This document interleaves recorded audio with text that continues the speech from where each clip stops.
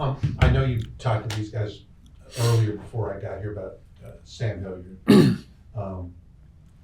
We all know the things he needs to do to take that next step and maybe become your center fielder. Right. How much did winter ball, I know he got sick and then Right. when he came home he got sick, but how much did winter ball, do you think, benefit him? I think it did. It's hard to quantify, but I think with, the more you play, the more repetitions you get, to continue to improve. I think that's the thing that is the underlying, message in all this, that, he wanted to go and wanted to keep playing, because the more you play, the better you get. So I think it helped him. Now he's got to continue to work on, the things that, he has set, I don't know if he's set statistical goals, but, the challenge for Sam is, right, cut the strikeouts down, put the ball in play, walk, his walk rate's fine, strikeout rate's a little high. So we just got to, continue to put the ball in play at a higher rate, because if he does that, he's going to get hits. Fair to say he's a very intriguing talent. He's a very intriguing talent. The Yes. Speed, Power, defense, yeah. Just the inconsistency of offense is the challenge for him. But we all think it's in there. I asked this to Garrett Hampson today, but curious your take too. What position do you think he's best at?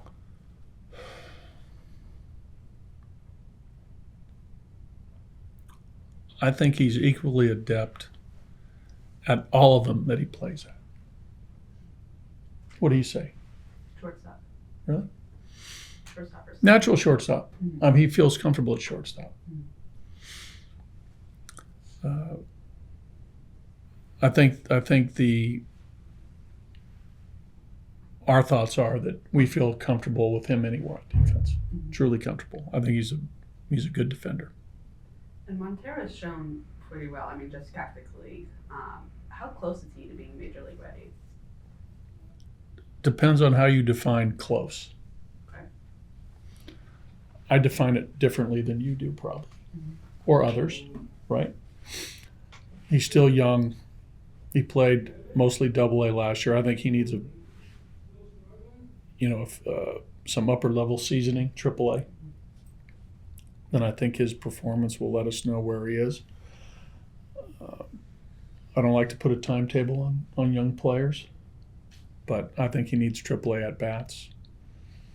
He's getting some exhibition league at bats, which is good for him, facing major league type pitchers, 40-man roster type pitchers.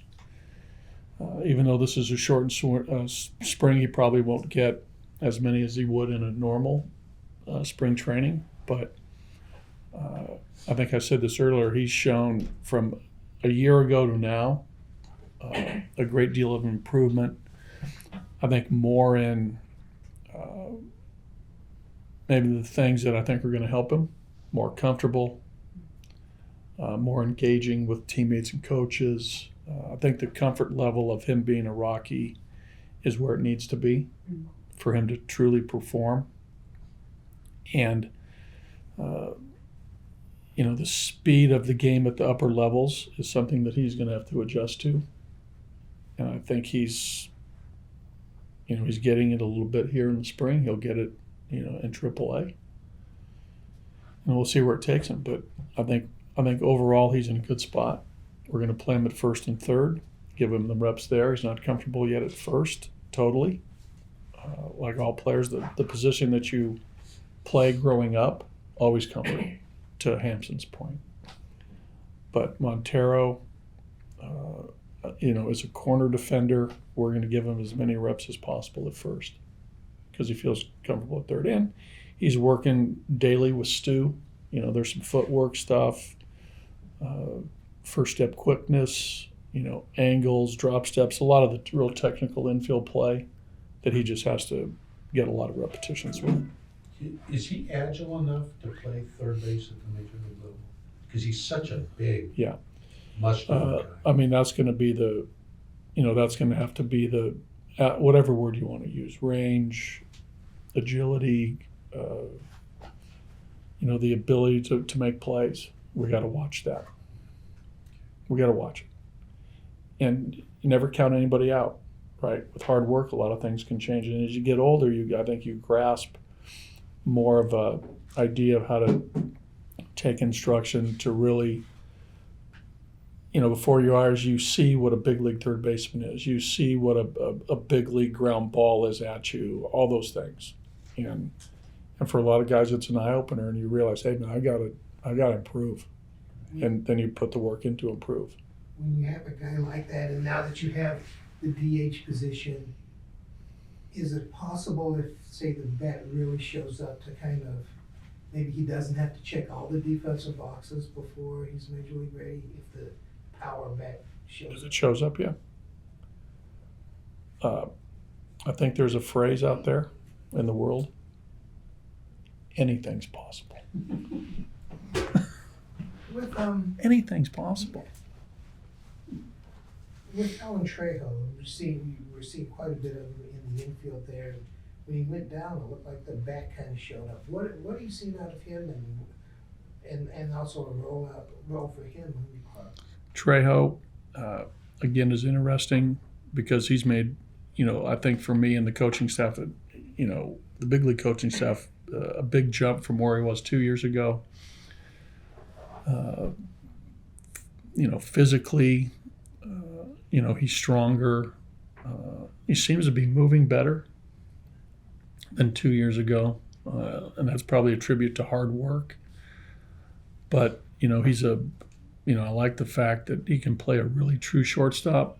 He can play a good second base. He can play third base. He's got some strength to the swing.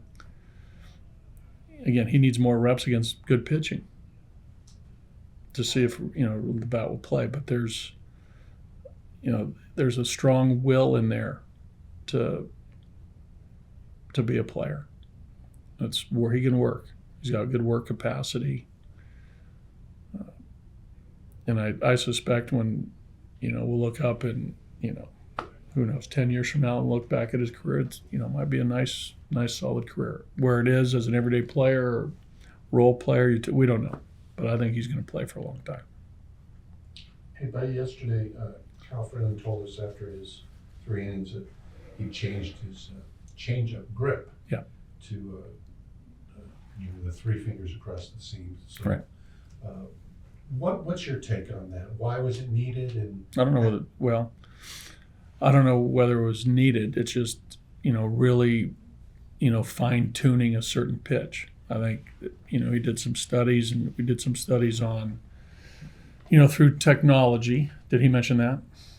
a little bit. Yeah, I mean, that was the genesis of it, that, how the ball comes off his fingertips is more like his fastball, or more looking like more of his other pitches for deception. So it was just a slight adjustment, a slight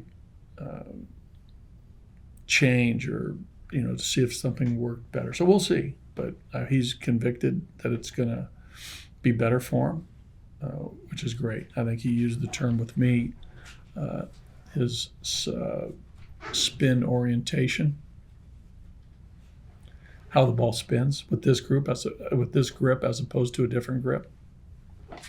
And with technology, TrackMan, Rapsodo devices, Edgertronic, all these technology devices that we can use to measure spin.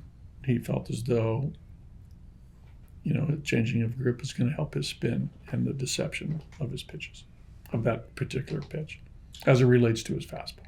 Because his changeup was already pretty good. Pretty good, yeah. So this was his idea to change it. He was toying with it in the wintertime, yeah. His thoughts. Isn't that kind of the better way to go? If rather than someone tell you, you feel it as a pitcher? What's the first part? Isn't that a better way to go? Yeah. What?